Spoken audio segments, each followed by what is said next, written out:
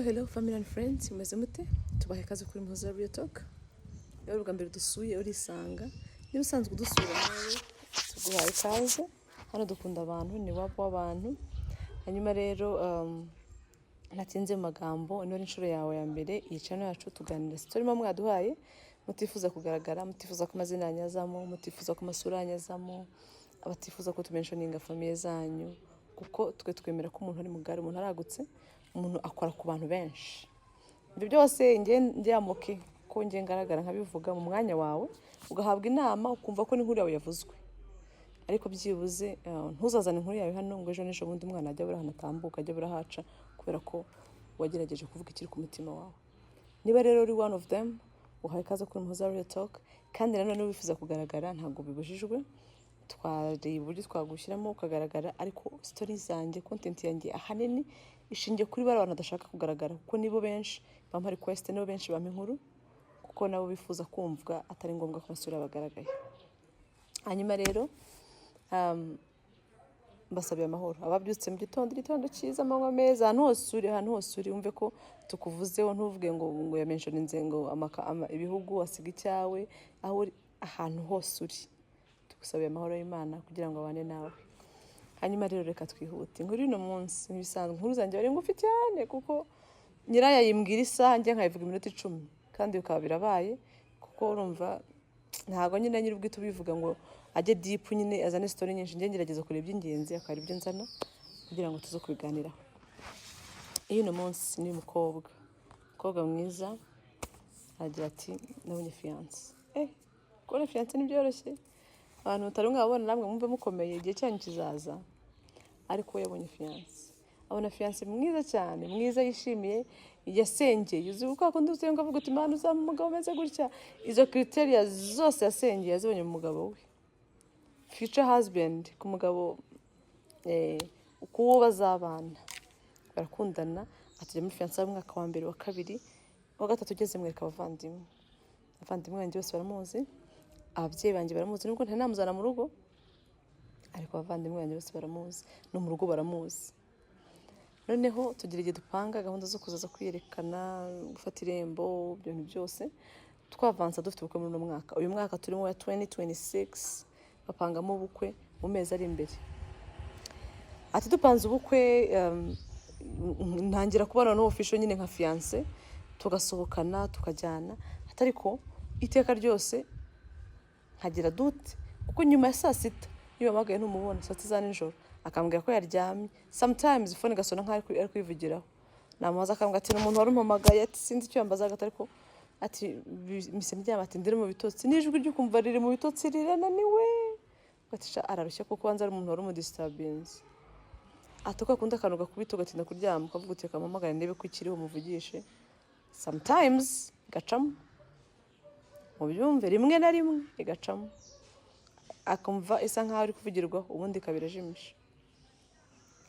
Gahunda zose zo kufianswa, care, kwitabwaho, ibintu byose fiancé wanjye arabikora nta kibazo, nta kintu kimwe namushinja. Ariko mu mezi angahe hashize ati nahuye n'ikigeragezo, aho rero mpamvu ushaka kubagana kugira ngo mumfashe. Ati kirangora, kiranda kucyakira umutima wanjye, nabitekereza nkumva birancanze. Byagenze bite? Nanicaranye n'abantu, cyakoze nimujya kubuha inama manze mwitonde, ngiye mbabwira gutyo bitewe n'ukuntu umuntu abaganira, umuntu akumva ukuntu uyu mwana nakomeretse, uyu mwana yarize nyagasani, yarize nanjye numva ngira emotion za hafi, bura nanjye ninze gato mino nkuru nanjye narije, kuko yabivuze nyiri bwitararira nanjye numva gahinda karangije, mvuga ati Mana nyagasani arababaye pe. Rero kumuha inama simzo kumuha inama zitari zo mumuhiza ukuri, ariko inama zikomeretse zitanubaka, wumva nta n'ikintu ziri mu marire muzihorere. Yicanye n'abandi bana bashuti be hanze, ahantu babicaye umugoroba bagiye kwiyitaho, n'ukuntu abakobwa b'abajene basohoka nyine bakiyitaho, bakicara bakaganira ari benshi. Umwe ngo aza yirukanka ati kabaye, atonye video ya fiancé wawe. Fiancé wanjye gute? Nta video ya fiancé wabonye hanze ari gukora bidakorwa n'undi muntu? Nawe nabonye izo video ndabizi ko maze iminsi muzibona ntimwiraza Nyanza ngo mwijijishe mujya muzibona izo rero mwabonye harimo imwe ya fiancé we cyiza nuko mba ntajya mana icyiza nuko ntaze naryo mba nababwiye simba navuze location ya hano ari nta ntuza nimwe ufite rero tumumenya ngo ninde ariko nyine video ya fiancé we iri hanze video itari nziza video ibabaje nibuze ko wasohoye video y'umuntu hanze ukaba uri wagize uruhare mu ikwirakwiza rya video y'umuntu yambaye nkuko yavutse gipfuka amaso Imana imbabazi nangize undi tujye gusaba umuntu imbabazi kuko ikintu wowe wamukoreye nta burozi buruti bwo wakoze nubwo abantu barakuntu mutajya mu gihe bakavuga ati nayibonye hari birenze wabibonye ni sawa ariko icyo wayikoresheje uraruta wa wundi wabikoze cyagiye wowe wayitanze wowe urusha icyaho wagize icyo akora nuko video arayibona nanjye nimyegereje roho ko ikwirakwiza ry'amashusho y'abantu ubwambure bw'abantu ibintu murabyiharaje kandi ni bibi biri cheap biraciriritse inshuro ntashaka kukubwira kuba wayibonye so what kwikwirakwiza bidufasha iki bihindura iki uretse kwica umuntu ukamwica mu bandi ukamukorera ikintu umenye ngo uriya muntu uko akorera ibintu njye mbabwira mujye mwumva ko purpose ya channel yacu umuntu ni mugari wowe ushobora kwanganye ariko ufite amashami menshi cyane amfatiyeho umuntu aragutse umuntu ni mugari umuntu afite abana bazamukomoka afite abakuru bazamuvaho afite umuryango afite avuka icyaha yakoze cy'umunsi umwe ntabwo cyaka ko bikumwica mu muryango ngo kimwice muri famille kimwice mu gihugu cyose wowe rero wowe bikwirakwiza rero wowe ni wowe uri kumwica ku isi yose kurusha icyaha yakoze cy'umunota umwe cyangwa cy'iminota ibiri yakoze umunsi umwe anyways reka njye mu nkunda ndabona nsanga nabyegereje rero nuko agahindura umwana yari afite ndamuga ati video yande ati ya fiancé wawe iri hese kandi nyifite nkwereke se ati nyereka babandi bose ati zana abandi bose muze niturebe bose ari bati ntago sinayifungura nyibeke muri phone yanjye ko ukuntu iteye isoni ariko ndabibasharinga mwese ndabibasharinga mwirebere ikintu koze share deja mumbe abantu sharinze ukuntu bangana de kuru yose yicaye aho unanjye barayimpaye namwe nimwirebere nukuntu nanjye barayimpaye namwe nimwirebere barayirebye wa mwana ati nkimara gufungura amaso nkikubitana n'isura ye ati nese nikubita hasi baramfata numva mbaye nk'umusazi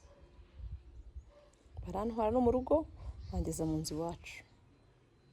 sinamuhamagaye sinamuvugishije ndaryama arampamagara aranyandikira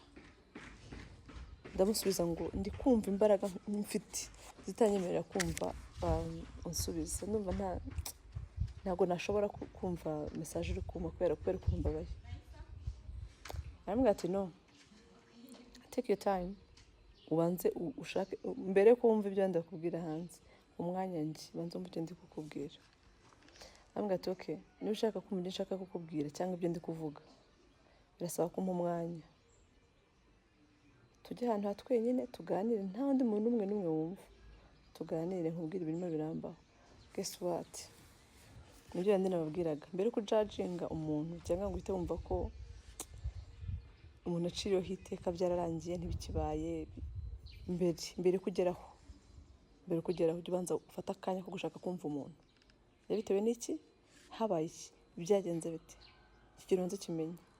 ati geramo umwanya wo kuganira deje bacu byari byarakwirakwiriye biruga baseka ati nta mugabo mubamo yabaye imbwa ati suriya seti nta muntu urimo mutandukane ukwirirwa nivuna nta muntu urimo byarabaye gutyo njye mu umwanya turaganira ambwira ko ari ibintu byabayeho kera cyane mbere ko tumenyana kandi koko anyeretse ama proof n'amachat na message n'iki byose byabaye kera mbere ko twe duhura ariko nzagenda ngene nsobanura buri muntu wese ngo ibintu byabaye kera ko ngewe namwandastandinze nkabyumva kuko ngiye muri relationship yanjye nawe twabwanye ko ikintu cyose cyabaye mbere yuko tumenyana dukundana ntago kizadutandukanya iyo video yasohowe mbere yo kumenyana nawe turamenyana nta kintu cyigeze kiba none njyewe sinshaka kwimwangira kuko njyewe ndabizi ko byabaye imbere ariko ababyeyi abavandimwe umuryango wananiye